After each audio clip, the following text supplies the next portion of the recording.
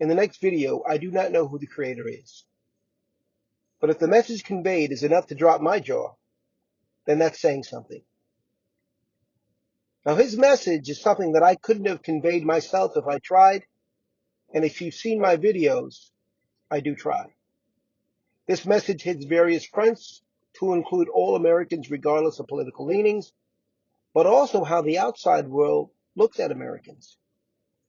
His message is pointed, insightful, and extremely accurate.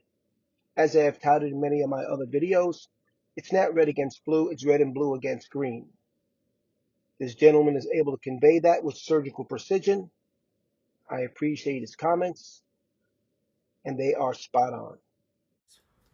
Poor people of America. Not because they are weak, but because they were the first to see the machine from the inside. And I'm about to defend the working class of America like no one ever did. And by the time I finish, you'll see them with different eyes. For over a century, the American people have been fighting back. They have. Through civil disobedience, whistleblowers, grassroots movements, union strikes, and the relentless invocation of their constitution. The real battle wasn't red versus blue, it was corporation versus constitution. And every time the people gained ground, the system adapted. You have to understand something very important. When a system becomes parasitic, it doesn't destroy its enemies first. It destroys the host. And America has been the host. America was also the test lab. They were first to be flooded with addictive pharmaceuticals. First to be buried in weaponized debt. First to be psychologically fractured by engineered identity wars. First to be entertained into sedation. And first to be punished. Because if Americans woke up fully, it would be game over for the machine. That's why the system doesn't fear a foreign enemy.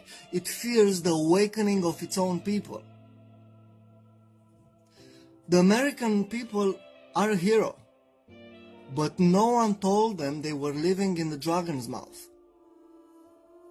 And what you're witnessing, in the collapse of trust, the social chaos, the inability to distinguish truth from manipulation, isn't because the people have failed.